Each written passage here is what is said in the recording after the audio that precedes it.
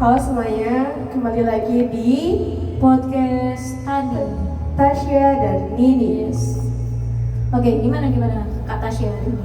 Oke, jadi sekarang kita akan membahas hal-hal yang sedang ramai di luar sana. Oke. Gimana kalau kita mulai dengan suasana Jogja saat ini yang sedang hujan? Wah, gila. Jogja dari pagi sampai sore hari ini sangat hujan deras ya Mbak Tasya. Mengingat banyak kali rutinitas yang dilakukan pada hari Jumat ini diguyur dengan hujan deras Jogja membuat suasana agak sedikit galau ya sepertinya. Iya, tadi pagi sebenarnya kalau dari daerah aku agak panas, tapi setelah zuhur itu tiba-tiba mendung seperti ada perasaan seseorang yang tiba-tiba bersedih seperti itu kan ini. Oh, gitu Kak Tasya. Bersedih sebagai kayak gimana nih Kak Tasya? Ini seperti ada hamba Tuhan yang sedang tersulut hati dan perasaannya karena suatu peristiwa baik. sehingga alam pun bersedih. Seperti agak tersindir gitu diri saya nih Kak Tasya. Oh, berarti Anda sedang bersedih hari ini? Wah, cukup rahasia ini ya. Seperti itu ya TTA ya TTA. Yang tahu-tahu aja ya. Oke, mungkin di sore hari ini kita akan membahas podcast terkait apa Kak Tasya? Oke, di sini kita akan membahas podcast terkait kebohongan dalam suatu relationship. Oke, kebohongan. Menurut kalian nih guys, Ya. dalam menjalani suatu relationship, apakah kita harus benar-benar sudah terlepas dari masa lalu? Tapi gimana kalau misalkan ternyata ada sesuatu yang belum selesai dengan masa lalu itu, kita udah mulai menjalin hubungan dengan relationship yang baru. Menurut kamu gimana? Menurut aku sendiri ya Kak Tasya, ketika kita ingin menjalin suatu relationship entah dengan siapapun itu, tentunya masa lalu harus dilepaskan terlebih dahulu dong. Agar apa? Kita bisa membangun cinta yang baru tanpa terkait dengan hal-hal yang lalu. Karena pada dasarnya setiap orang itu sering comparing sesuatu dengan yang pernah dia miliki sebelumnya. Jadi ditakutkan dia akan mengcomparing pasangan lamanya dengan pasangan barunya. Maka dari itu, ketika kita atau siapapun ingin memulai suatu hubungan, maka masa lalu harus dilepaskan terlebih dahulu. Secara gak langsung itu kalau misalkan kita emang benar-benar belum lepas dari masa lalu, mungkin ada niatnya enggak, tapi pasti ada perasaan kayak mencari orang lama di orang yang baru. Nah gitu, terkadang itu sikap di orang lama selalu kita comparing di orang baru. Kayak misalkan, pasangan lama aku kalau aku lapar tiba-tiba ngirim makan nih, terus ternyata pasangan baru aku yang belum kenal aku lama tidak melakukan seperti itu. Nah tentu di sana akan ada rasa denial dalam hati, entah kita masih terjebak dalam hubungan yang lama atau emang sudah mulai siap dengan hubungan yang baru, tapi rasa stuck itu masih akan tetap ada kalau misalkan kita memulai hubungan baru tapi belum menyelesaikan hubungan yang lama. Bener banget, aku jadi keinget kata-kata seorang teman, katanya gini, ketika kita pengen membangun suatu gedung yang baru, itu tuh kita harus benar-benar lihat dulu pondasinya. Masa kita mau bikin gedung yang baru dengan pondasi kita akan membuat suatu gedung, tapi lihat dulu pondasinya. Kita harus benar-benar hilangin dulu pondasi lama biar pondasi baru tuh lebih kokoh kayak gitu. Iya betul, karena kita kan nggak pernah tahu pondasi lama itu ada kekurangan atau apa. Misalkan kayak pondasi sebelumnya ternyata udah retak nih, kita paksain buat terus naik jadi gedung yang baru, tentunya nanti di tengah-tengah pasti akan hancur dong. Iya, dan belum tentu apa pondasi yang dulu itu adalah sama tujuannya dengan bangunan yang akan kita betul. bangun lagi. Karena tiap pasangan pasti kita akan punya goals yang berbeda dari pasangan sebelumnya. Entah mungkin akan lebih baik atau bagaimana, mungkin itu tergantung nanti ya jalannya seperti apa. Nah, ngomong-ngomong tentang goals nih Kak Ninis, menurut Kak Ninis penting gak sih dalam suatu relationship dua belah pihak ini memiliki goals, entah itu goals masing-masing ataupun goals dari diri mereka sendiri? Maksudnya goals dari diri mereka masing-masing atau goals mereka berdua? Tentunya goals itu sangat diperlukan ya, entah untuk diri mereka masing-masing atau untuk relationship itu sendiri. Karena apa? Karena setiap manusia pastinya punya keinginannya sendiri kan, nggak mungkin sama kayak pasangannya. Jadi untuk memiliki goals diri sendiri pasti ada, dan sebagai pasangan mungkin tugasnya adalah membantu pasangan kita untuk mewujudkan goals tersebut, entah dengan dukungan apapun lah gitu. Entah itu secara emosional, mungkin ya secara lisan kayak gitu ya guys. Iya banyak sekali bentuk dukungan yang bisa diberikan ke pasangan, entah itu lewat action atau mungkin kalimat yang emang bisa nenangin pasangan kita ya. Karena jujur ketika pasangan overthinking tentunya dia pengen divalidasi, seperti itu kata Tasya. Ya benar banget sih, apalagi dalam suatu hubungan yang sehat memang seharusnya adalah bagaimana kedua orang yang ada di dalamnya itu saling berkembang satu sama lain. Betul, terlebih jika kalian ingin punya suatu hubungan, komunikasi itu sangat penting untuk langkah awal kalian ke depan. Kalau kalian sudah memiliki skill komunikasi yang bagus, kalian bisa mengkomunikasikan sesuatu dengan pasangan kalian, tentunya kalian akan menjalani hubungan yang lebih sehat karena tidak ada kesalahpahaman di sana. Setuju banget, komunikasi itu penting banget dalam hubungan. Tapi nih kali ini, mungkin orang-orang berpendapat bahwa komunikasi itu selalu ngomong. Padahal menurut saya pribadi, komunikasi itu bagaimana cara kita mengerti bahan komunikasi. Sedangkan komunikasi yang orang-orang tangkap itu selalu verbal. Padahal bentuk komunikasi itu tidak harus selalu verbal. Ada yang verbal juga kan. Iya. Dari action. Mungkin ada sebagian orang yang avoidant, memiliki pasangan avoidant. Bentuk komunikasi yang mereka inginkan mungkin dari orang itu, kalau misalkan kamu mau ada masalah, kamu mau sendiri, ya udah nggak apa-apa asalkan bilang. Padahal nggak semua orang itu bisa mengungkapkan bahwa mereka butuh waktu sendiri. Iya betul. Dan itu pun salah satu cara berkomunikasi, right? Right, benar. Jadi mungkin sebagai pasangan yang punya pasangan yang avoidant, kita harus lebih ekstra sabar lagi ya kak. Dan mungkin kita harus tahu ego-ego apa yang dia punya, terus gimana moodnya. Mungkin agak sedikit harus menebak-nebak, tapi kalau misalkan cinta, kenapa nggak terabas aja sih? Iya, kenapa nggak terabas aja ya? Meskipun ada struggle di dalamnya nanti ya. Karena emang dalam suatu hubungan itu yang namanya cobaan, namanya struggle, itu tuh pasti gak sih? Nggak ada hubungan yang lempeng-lempeng aja. Iya, justru menurut aku ya, kalau misalkan hubungannya ngomong aja tanpa adanya suatu problem akan lebih akan lebih kurang. Karena apa? Karena ketika ada suatu permasalahan mungkin itu mereka kurang mengkomunikasikannya sehingga masalahnya tidak ada gitu loh. Itu jatuhnya kayak efek bola salju ya teman-teman. Jadi gimana dua orang ini, oh nggak apa-apa, mungkin si A itu punya hal yang ingin disampaikan ke si B, tapi si B juga pengen, tapi dua-duanya memilih untuk menjaga hubungan. Yaudah deh, biar hubungannya baik-baik aja, didiamin, tapi lama-kelamaan itu akan membunuh. Iya betul, pokoknya jangan takut terlihat buruk di mata pasangan, jangan takut untuk melihatkan sisi lemahnya kita. Karena apa? Karena dengan menunjukkan sisi kelemahan kita, mereka akan tahu apa yang kurang dari kita, dan mereka bisa mungkin membantu kita dalam hal tersebut gitu loh. Ya benar banget, karena pada dasarnya pasangan itu adalah bagaimana cara kita bisa menerima satu sama lain, enggak cuma dalam keadaan baik tapi juga bagaimana dalam keadaan buruk. Iya tentunya, ketika kita sudah jatuh cinta sama seseorang, apapun dia, gimana pun dia, baik buruknya pasti akan kita terima. Beda ketika kita tidak bisa menerima kekurangan pasangan kita, itu bukan cinta, tapi itu cuman masih dalam konteks rasa kagum dan penasaran.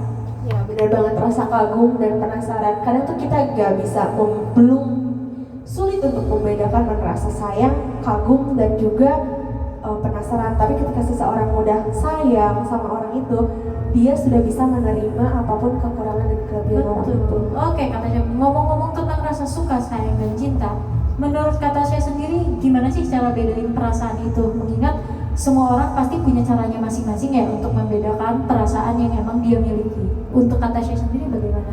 Oke, kalau menurut aku nih, kita dari rasa suka dulu. Iya.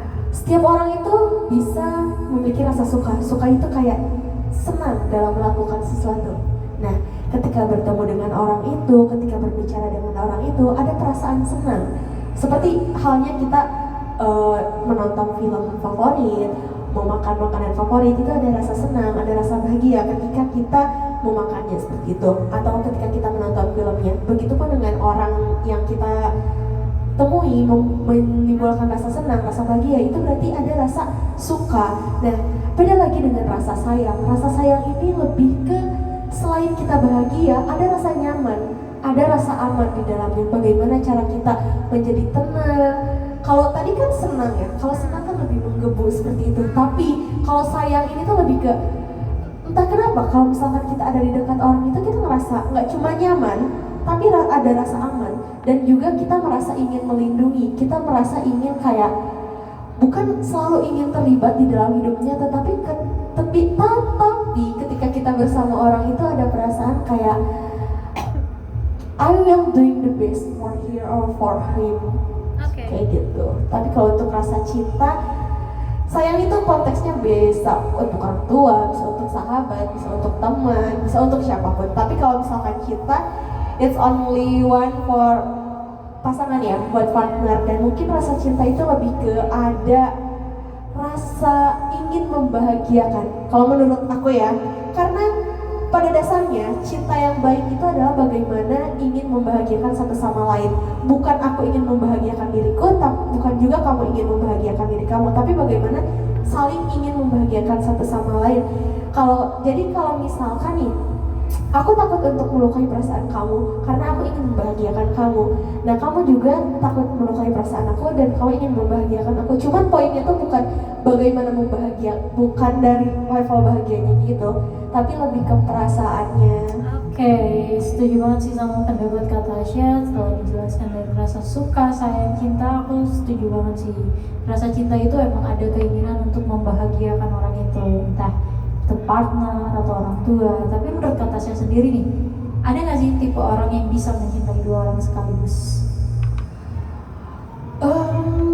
Mungkin kalau cinta aku nggak setuju ya, tapi kalau sayang bisa. Kalau sayang kita bisa membagi perasaan sayang itu karena kayak kita bisa nyaman, maksudnya tuh kayak ya ibaratnya ke orang tua, ke ayah dan ibu itu kan sama-sama orang tua. Kita bisa menyayangi dua-duanya. Tapi untuk rasa cinta, menurutku itu nggak bisa. Karena ketika when we love somebody, ya orang itu tujuannya. Tadi kan aku bilang kalau misalkan ketika kita mencintai seseorang, kita ada rasa atau keinginan untuk membahagiakan orang itu.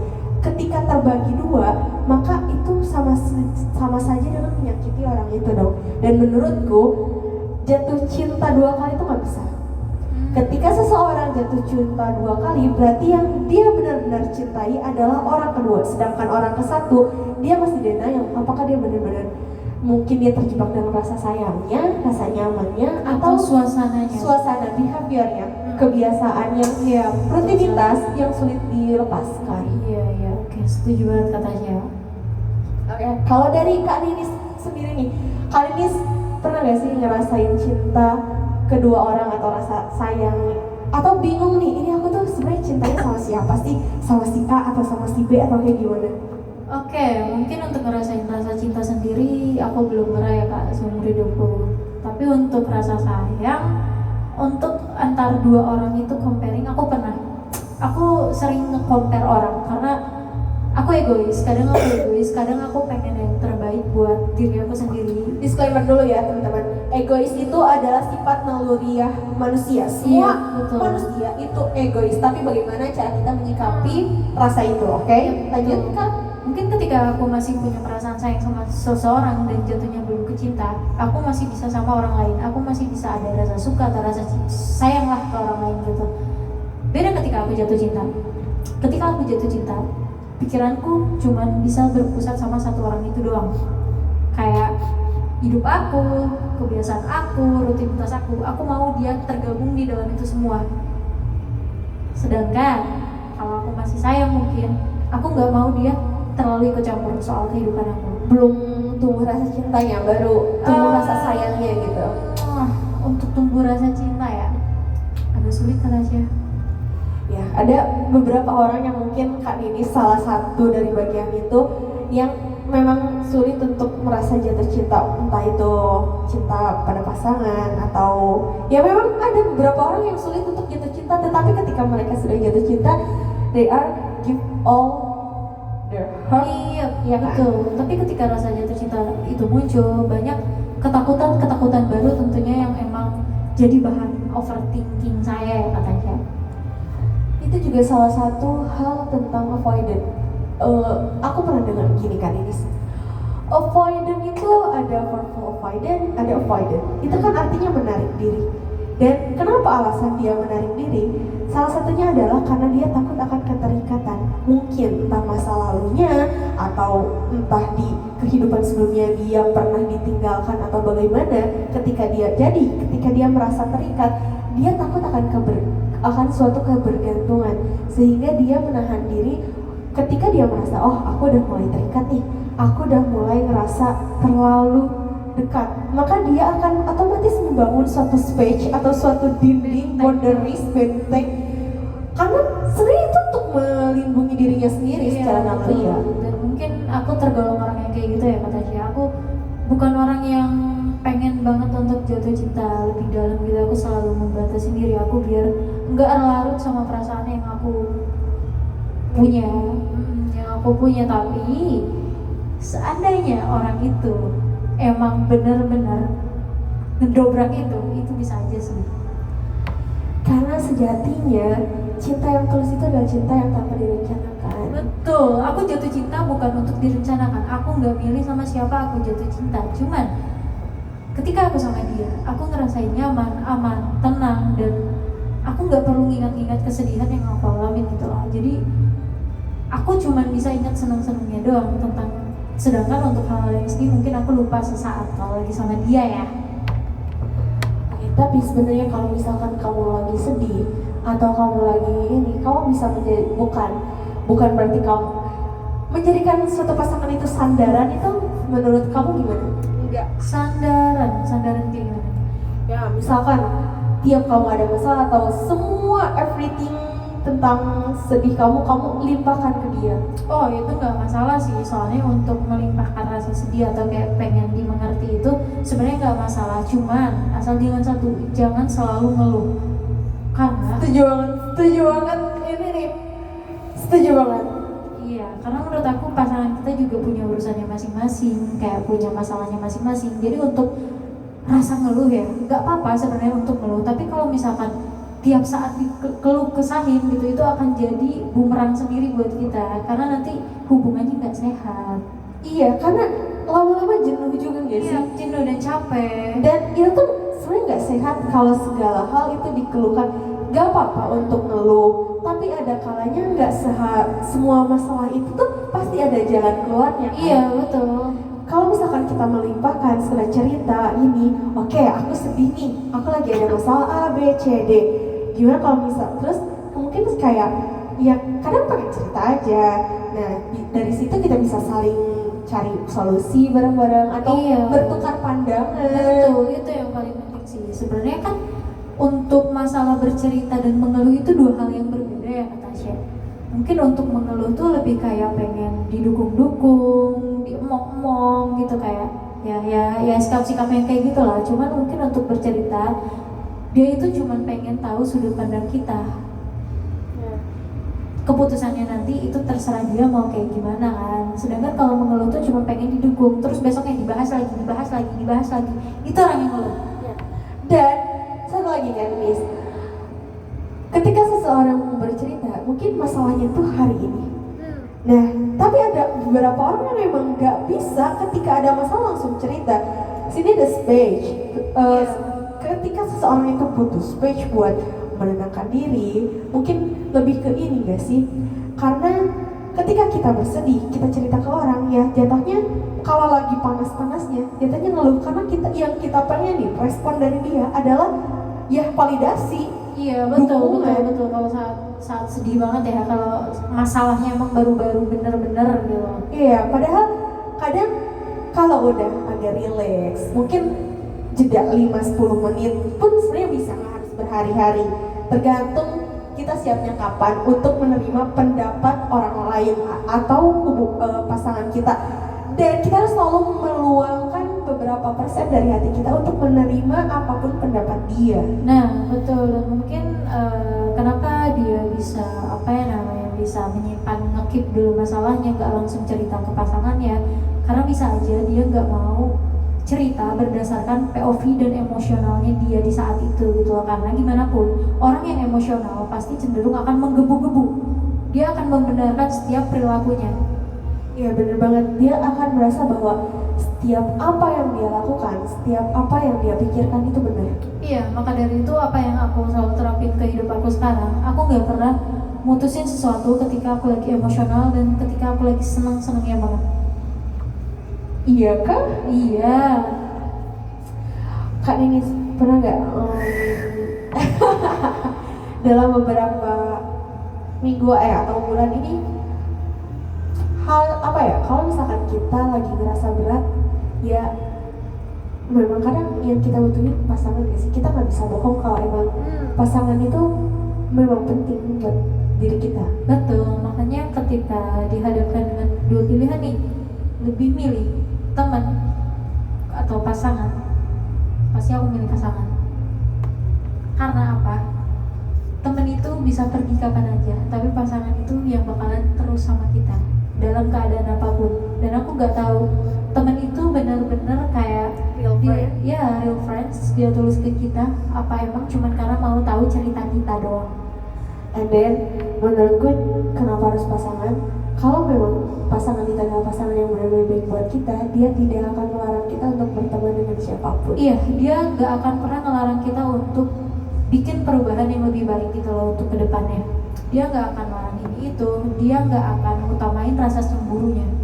Dia akan selalu mengutamakan pasangannya, dan asalkan yang paling utama sebenarnya adalah bagaimana cara satu sama lain antara dirinya dengan pasangannya tidak kehilangan jati dirinya sendiri. Iya betul, kita nggak boleh guys kalau punya pasangan terus kita jor-joran kita sampai kehilangan diri kita sendiri, itu paling nggak baik banget sih. Jatuhnya nanti kalau dia pergi itu akan bikin mental health kita sedikit terguncang. Life after breakup ya, apalagi. Iya betul, ditakutnya kan melakukan hal-hal yang tidak diinginkan, cutting or segala macam, atau obses jatuhnya.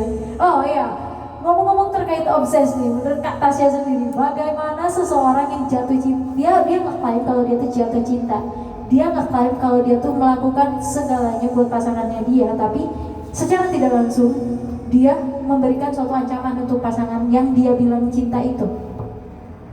Balik lagi ya, sebenarnya aku udah bilang tadi kalau misalkan rasa cinta itu adalah bagaimana kita ingin membahagiakan orang itu. Artinya ketika dia mencintai dengan rasa ancaman, dia mengklaim dirinya mencintai orang itu, tapi memberikan ancaman, dia memberikan penekanan dong. Iya, Dia membuat orang itu ketakutan. Lah, di mana rasa ingin membahagiakannya? Nah, dan menurut aku orang-orang obsesi itu orang-orang yang punya kontrol yang sangat tinggi, pengen orang lain ikut sesuai dengan apa yang dia mau. Menurutku, obses itu cinta, tetapi bukan cinta kepada pasangannya, tapi dia terlalu mencintai dirinya sendiri sampai-sampai keegoisannya menghantui dirinya dan menguasai dirinya. Karena yang dia pengen kan, kalau orang obses kan, ya dia hanya ingin melakukan, dia hanya memikirkan apa yang dia inginkan, yang dia rasakan. Iya betul, dan cikal bakal orang obsesi itu menurut aku orang yang emang dari awal udah ngegantungin semua ke pasangan, terlalu berkegantungan.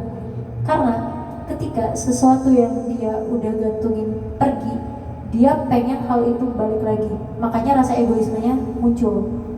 Makanya dari itu kita nggak akan pernah bisa memberikan diri kita 100% buat orang lain, karena pada dasarnya ya diri kita tuh paling penting. Oke, pasangan tuh emang penting banget ya guys, karena kita bisa saling support, kita bisa saling menjaga satu sama lain. Cuman apa gunanya gitu kalau misalkan kita punya pasangan tapi kita kehilangan diri kita sendiri. Kalau boleh jujur nih Kak Yanis, aku dulu pernah hampir kehilangan diriku sendiri. Iya, oke. Lebih ke kehilangan kayak siapa sih aku nih, apa sih yang aku cari, terus kayak harus ngapain sih, apa-apa tuh kayak udah apa ya kuliah, belajar kayak gitu. Tapi ketika aku ada masalah, aku kehilangan seseorang, aku kayak ini arahnya kemana sih, kayak apa sih yang harus aku lakuin, cara aku buat nyelesain masalah tuh kayak gimana sih sebenarnya. Aku nggak tahu, karena biasanya kalau ada masalah langsung nanya pendapat gini gimana, terus dari dia oke, lakuin. Jadi aku kehilangan diriku sendiri. Iya, Seperti itu.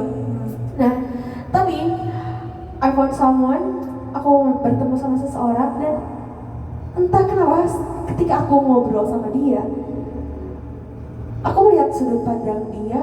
Ketika aku ngobrol sama dia tuh kayak, oh seru juga ya, kayak oh yang punya masalah tuh nggak aku aja. Oh ternyata masalah tuh bisa diselesaikan dengan caranya masing-masing. Oh ternyata kalau kita punya cinta, kita berikan 100% untuk orang lain, kita akan kehilangan seluruhnya. Tapi ketika kita memiliki cinta 100 hanya dan kita kasih 50% untuk dia, 50% untuk kita, ketika kita kehilangan orang itu, kita bisa mencari 50%-nya lagi ketika itu hilang dengan 50% yang ada di diri kita. Iya betul banget kata Tasya. Kata Tasya ini kenapa sih mau nangis ya? Itu adalah kata-kata 50% yang disampaikan oleh seorang teman di alun-alun kidul. Saya masih ingat.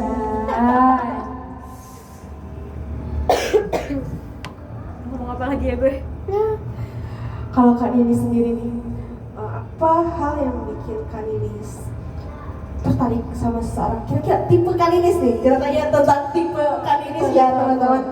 Tipe Kak Nini yang kayak gimana sih? Mulai dari look or gini, Kak Nini lebih mempertimbangkan apa dalam menjalin suatu relationship? Dan kita bahas satu-satu, kalau dari look seperti apa, kalau dari sikap seperti apa, kalau dari perilaku seperti apa. Oke, ini mungkin dari look dulu ya. Aku suka tipe orang yang wangi, itu harus, terus clean. Aku gak suka orang-orang yang urakan atau kayak gak kelihatan rapi atau gak mandi gitu. Aku orang suka ya. Terutama aku gak suka banget sama apa nih? Lanjut yang look. Yang look, gak suka orang yang kayak gini mungkin ya. Kan ini sudah kalau misalkan mau jalan, kita udah dandan nih rapi-rapi. Benar-benar siap. Kayak misalkan aku udah rapi nih, aku kan orangnya rapi ya, rapi banget. Terus Dia tiba-tiba kalau misalkan misalkan aku beli seblak ya guys, dia tuh dandan dulu, make up dulu, karena harus rapi itu. iya, terus tiba-tiba pasangan aku cuma pakai kolor nih. Wah, itu udah benar-benar bikin bad day banget sih. Kolor, sandal jepit ya. Nah mungkin untuk sikap, aku tuh nggak terlalu suka sikap yang terlalu barbar ya kalau di awal kenal ya. Barbar. Karena beberapa kali ketika aku bertemu sama orang-orang online gitu ya, terus first time itu tuh kayak kenapa harus deket ini ya? Iya, ada rasa kayak ini baru pertama kali kan. Ini baru pertama kali dan itu sama teman saya. Gimana kalau berdua saya dikokop kan? Kayak Iya, itu serem banget sih, itu serem banget. 2 kali loh kata saya mengalami hal yang kayak gitu. Tapi kalau orang-orang yang kayak gitu itu biasanya mereka nggak sadar sih Kak. Kalau sadar kayak ya gitu. memang. Cuman untuk diri kitanya sendiri kayak itu benar-benar big red flag dan tidak ingin melanjutkan untuk ke tahap yang lebih serius ya itu. Nah, aku lebih suka orang yang kalem sebenarnya, yang kayak dia tuh gak banyak tingkah, gak banyak perilaku, tapi kayak manis aja.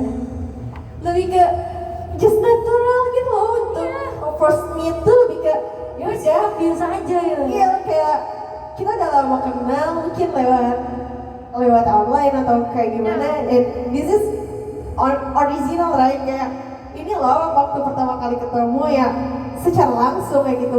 Iya, dan tolong ya teman-teman, ketika pertama kali ketemu, tolong jangan mepet-mepet. Apalagi kayak gini ya teman-teman, kayak Serem banget anjay. Tolong ya, jangan Korban. mepet seperti itu. Sesuka apapun kalian sama orang, sesenang apapun kalian ketemu orang itu, untuk skinship di first meet itu sangat tidak dianjurkan. no sangat tidak disarankan karena Betul. untuk pertama kali ketemu tuh lebih ke ngobrol gak sih? Ngobrol aja, ngobrol tentang satu sama lain gitu, biar kita bisa tahu gimana cara dia berbicara, gimana cara dia menyampaikan suatu argumen atau suatu pembahasan, lebih kayak gitu loh. Jangan terlalu mepet kayak gini. Itu terserah nanti aja, kan bisa. Karena beberapa orang yang dia kan ini, kenapa ngobrol itu dipentingin? Karena ada beberapa orang yang kalau ketemu langsung sama di HP itu beda.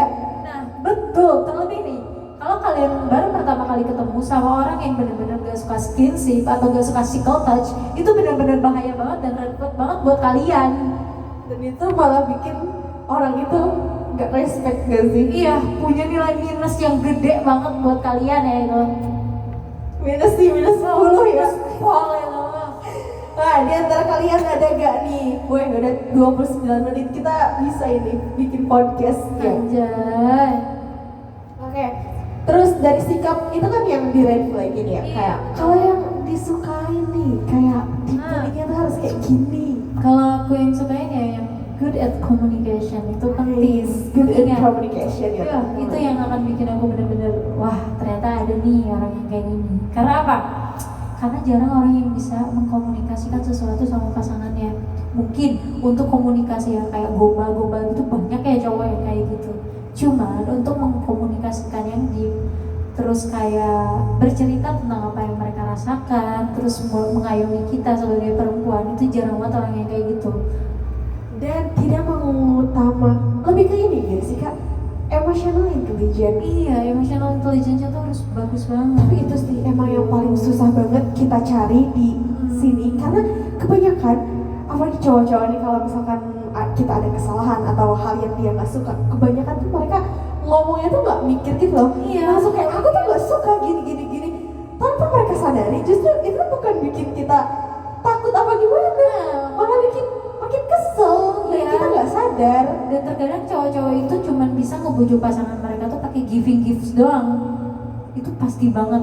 Karena cowok-cowok tuh lebih ke logika ya mainnya. Jadi kayak, ih pacar kita ngambek nih, mungkin dikasih makan atau apa. Padahal belum tentu semua pasangan sukanya kayak gitu. Ada yang pasangan yang lebih suka divalidasi.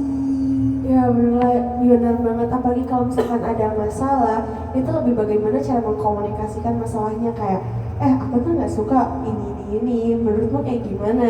Nah, begitu. Kalau misalkan komunikasinya baik, balik lagi ke awal tadi, hubungannya juga akan terarah dan kita tahu mau kemana nih jalannya, gitu loh. Sedangkan kalau di awal aja komunikasinya udah buruk, terus kedepannya mau kayak gimana ya? Iya, sebenarnya komunikasi di situ bukan untuk menghindari masalah, karena ya balik lagi hubungan tuh pasti ada masalahnya. Cuman masalahnya adalah komunikasi di sini untuk tidak memperkeruh. Iya, untuk tidak memperkeruh dan Biar clear gitu nggak sih kalau ada clear. masalah? Karena kalau apa-apa nggak dikomunikasiin, nantinya permasalahan-permasalahan dan kesalahan-kesalahan yang ada sebelumnya, permasalahan-permasalahan kecil akan menumpuk. Sehingga kadang ada saatnya di mana pasangan itu berantem gede dan semua emosi yang dulu-dulunya tertahan bisa keluar sampai meledak di saat itu juga. Bener banget, itu bisa sampai kapan aja kan? Iya, bisa kapan aja itu terjadinya. Makanya sebisa mungkin kita nggak boleh simpen masalah terlalu lama. Kalau sebisa mungkin ya dikomunikasikan ya. Entah itu penting atau enggak, tapi kalau misalkan menurut kamu atau aku itu mengganggu pikiran, itu wajib banget untuk dikomunikasikan. Nah, tapi gimana nih kan Inis, kalau misalkan orang itu udah coba nih komunikasiin ke pasangannya tentang apa hal yang dia nggak suka, tapi ternyata respon si pasangannya itu kayak nggak nganggap sepele sih, tapi lebih ke ya udah sih, kan nggak gitu aslinya kayak gini-gini, itu gimana? Gimana dulu nih? Aku bingung. Misalkan nih dia sudah mengkomunikasikan secara baik kayak aku tuh nggak suka kamu kayak gini. Ada hal yang bikin aku sakit hati loh, gini. Tapi pasangan itu malah kayak ya menganggap hal itu sepele, ya udah. Itu dia menganggap itu sepele atau karena emang menurut dia ya udah gitu, dia cukup pahamin dan nggak akan ngelakuin itu ke depannya. Itu kayak gimana dulu? Berarti itu adalah balik lagi ke komunikasi teman-teman. Iya, Tuh, komunikasi. itu bisa jadi dua arti kan. Iya, Kan bisa kalau berarti. kalau misalkan orang yang nggak paham, oh berarti dia nyepelein. Iya. Tapi kalau kita udah paham cara komunikasinya dari kayak tingkahnya atau apa, komunikasi itu balik lagi ya, nggak cuma diomongin secara langsung. Itu berarti dia, oh ada perubahan nih dari dia. Oh berarti ternyata dia dengerin yang aku bilang Nah kemarin. itu karena untuk mengubah sikap seseorang atau kayak untuk membuat dia jadi lebih baik lagi, itu perlu waktu sih, bukan yang kayak kamu ngomongin dia dikte hari ini dia akan begitu besok, itu nggak bisa banget sih. Iya sih, karena emang buat seseorang berubah itu kan kayak butuh berapa hari juga ya, habit itu Iya, kan susah. habit kan ada habit yang bisa diubah atau enggak. Tapi kalau misalkan pasangan kamu memang cinta sama kamu, dia akan bisa merubah itu meskipun apa? Meskipun pelan-pelan dulu, setingkat gak langsung dari bawah ke atas dia loncat, kan gak bisa. Ya mungkin kalau misalkan kayak gitu justru itu perlu dipertanyakan sih. Kalau Itu hanya perubahan sesaat sih kata Perubahan Syah. sesaat. Biar apa? Biar dia bisa nenangin pasangannya. Itu doang. perubahan yang misalkan tiba-tiba atau tergolong cepat itu menurut aku cuman kayak penenangan diri aja buat pasangan. Jadi kayak ya udah biar pasangan gue tenang, gue gak boleh kayak gitu. Sedangkan hal-hal kayak gitu bisa aja terjadi di kemudian hari. Berbeda ketika dia ingin merubah dirinya secara perlahan-lahan. Nah, kebiasaan itu mungkin bisa dia tinggalkan dengan kebiasaan yang baru. Karena gak ada yang instan sih. Iya, gak ada yang instan di dunia ini. Tes CPNS saja berkali-kali tuh bisa gagal. Wow. Doain kita tapi ya. Doain kita ya teman-teman, kita sedang berjuang untuk masa depan yang lebih cerah. Amin ya Allah ya Rabbi. Iya, aku pengen hari Jumat WFC. Katanya PNS sekarang hari Jumat WFH atau? Oh iya. Iya, nah Iya, itu salah satu hal yang bikin aku pengen banget CPNS ya. Iya, apalagi PNS tuh kalau misalkan libur ya. Mengikuti kalender. Iya, doain ya teman-teman, semoga kita bisa jadi kerja di badan usaha milik negara ya. Iya, betul. Dengan gaji yang emang benar-benar seumur hidup. Tapi yang utama sebenarnya adalah untuk membahagiakan orang tua kita ya, Iya, terutama tentunya. mama kita. Karena orang tua tuh pasti kalau anaknya PNS bangga gitu loh, bangga banget. Benar banget, entah itu mama ibu atau ayah. Pokoknya makasih banget buat teman-teman juga yang mungkin sekarang lagi sama-sama kayak aku sama kayak Kak Ninis lagi berjuang. Semoga kita bisa dilancarin ya. Iya, dilancarin dalam segala urusan ke depannya. Oke, sekian dari Tasya.